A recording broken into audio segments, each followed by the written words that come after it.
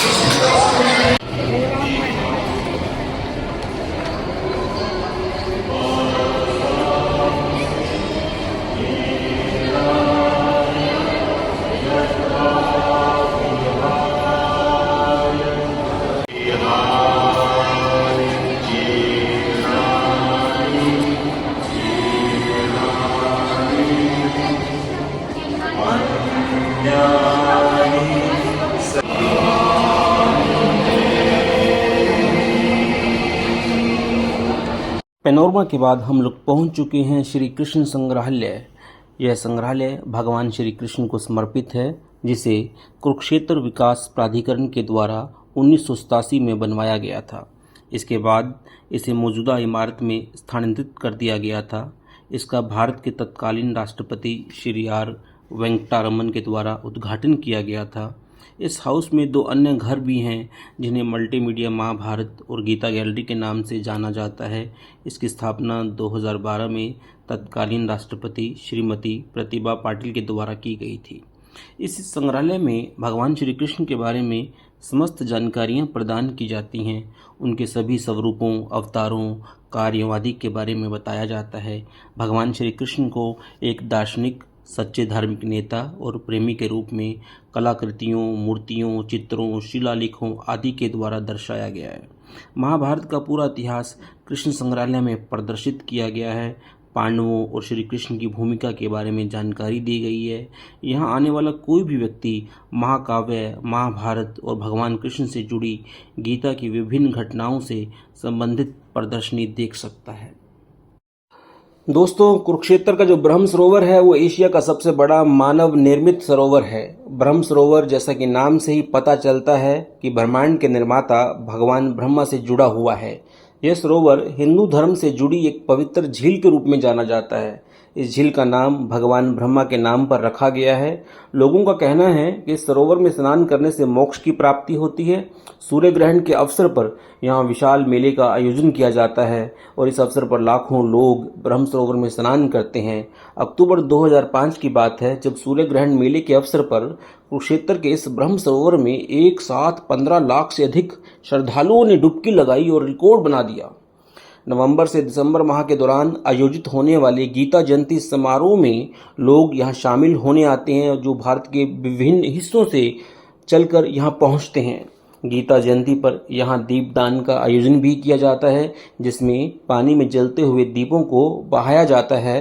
कहा जाता है इस कुंड में डुबकी लगाने से उतना ही पुण्य प्राप्त होता है जितना पुण्य अशुभ मेघ यज्ञ को करने के बाद मिलता है। गीता जयंती समारोह के समय यहाँ पर श्रद्धालुओं की काफ़ी ज़्यादा भीड़ देखी जाती है। इस ब्रह्म सरोवर की उत्तरी दिशा में जो शिव मंदिर है, उसके बारे में बताया जाता है कि उसे स्वयं ब्रह्मा जी ने स्थापित किया था। पहुंच चुके हैं ज्योतिसर। ज्योतिसर कुरुक्षेत्र शहर से तकरीबन 10 किलोमीटर की दूरी पर स्थित है। ज्योतिसर 2 शब्दों के मेल से बना है, ज्योति जमा सर। ज्योति का अर्थ है प्रकाश, सर का अर्थ है तालाब। इन्हीं 2 शब्दों के मेल से ज्योतिसर अपने आप में दिव्य स्थान कहलाता है। पौराणिक मान्यता है कि यहाँ पर एक वट वृक्ष है, जिसके नीचे भगवान श्री कृष्ण ने अर्जुन को गीता का उपदेश दिया और विराट रूप के दर्शन करवाए थे। यह वट वृक्ष श्रीमद् भगवत गीता की उत्पत्ति का साक्षी है। ऐसी भी मान्यता है कि यहाँ पर ज्योतिसर नाम का जो तालाब है, उस तालाब में सभी देवता प्रकट हुए थे और उन्होंने भगवान के विराट स्वरूप के दर्शन किए थे। भगवान श्री कृष्ण के श्री मुख से प्रकट हुई श्रीमद् भगवत गीता की उत्पत्ति देव भाषा संस्कृति में हुई। गीता जी के ज्ञान को अर्जुन के अतिरिक्त संजय ने सुना और धृतराष्ट्र को सुनाया। गीता में 18 अध्याय हैं, जिनमें कुल 700 श्लोक हैं, जिसमें श्री कृष्ण ने 574, अर्जुन ने 85, संजय ने 40 और धृतराष्ट्र ने 1 श्लोक कहा है। ज्योतिसर तीर्थ के सुंदर बगीचे के खुले भाग में अब रात को लाइट एंड साउंड शो जो है वो भी आयोजित किया जाता है। इसमें जो टूरिस्ट हैं, महाभारत की जो प्रमुख घटनाएं हैं उनको देख सकते हैं, सुन लेते हैं। महाभारत के युद्ध का पूरा माहौल यहाँ रचा जाता है। युद्ध के दौरान की आवाज़ें और शोर उसी दौर में हमें ले जाता है। आइए दोस्तों, हम लोग पहुँच चुके हैं कल्पना चावला मेमोरियल तारामंडल में। भारत की जो पहली महिला अंतरिक्ष यात्री कल्पना चावला की याद में state council for science and technology Kurukshetra में कल्पना चावला मेमोरियल तारामंडल की जो स्थापना है वो की गई थी। 6.5 करोड़ में निर्मित इस तारामंडल में 5 एकड़ भूमि का क्षेत्र जो है वो शामिल है। हरे भरे खेतों और हलचल भरे एस्ट्रो पार्कों से घिरे तारामंडल उन लोगों के लिए आदर्श है जो बड़े शहरों के डीन और डस्टर हैं, जो हलचल से बचते हुए दिखते हैं।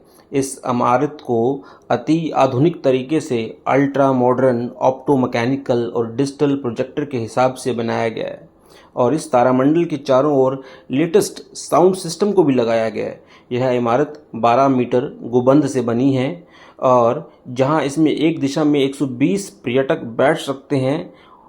और दूसरा, इसमें एक बात हम और बता दें आपको, इस तारामंडल के अंदर जो है 2 कार्यक्रम दिखाए जाते हैं जिनके नाम हैं एस्ट्रोनॉट और ओसिस, जिनमें अंतरिक्ष के बारे में आम जनता को जानकारी दी जाती है। इस तारामंडल में एक परमानेंट गैलरी है जो अंतरिक्ष के बारे में कई कार्यक्रमों को दिखाती है जिनके नाम होते हैं एक walk through time, day and night, your weight on various planet, session on earth, बहुत सारे। गैलरी का एक विशेष हिस्सा जो है वो तस्वीरों से भरा पड़ा है जिसमें डॉक्टर कल्पना चावला के जीवन से जुड़ी कई पलों की तस्वीरें जो हैं वो लगी हुई हैं। देखिए, इस गुड़िया का पृथ्वी पर जो वजन है 41 किलो लगभग 150 ग्राम और यही इसका वजन मरकरी पर 15 किलो 550 ग्राम उत्तराखंड।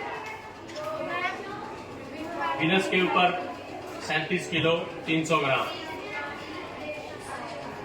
चलो आगे। मार्स के ऊपर 15 किलो 500 ग्राम।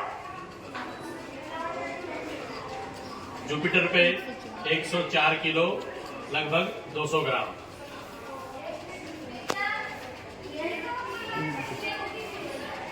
शनि ग्रह पे 104 किलो 200 ग्राम।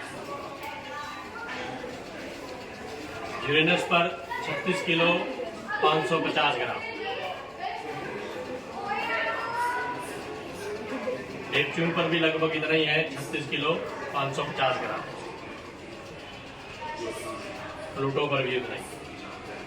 NDRI करनाल। दोस्तों, हम लोग पहुंच चुके हैं राष्ट्रीय डेयरी अनुसंधान संस्थान करनाल, जो कि भारत की एक प्रमुख डेयरी अनुसंधान संस्थान है जिसने डेयरी उद्योग के विकास में बहुत बड़ा योगदान दिया है और अपने निरंतर अनुसंधान के साथ भारत के दूध उत्पादन के विकास में एक महत्वपूर्ण भूमिका निभाई है।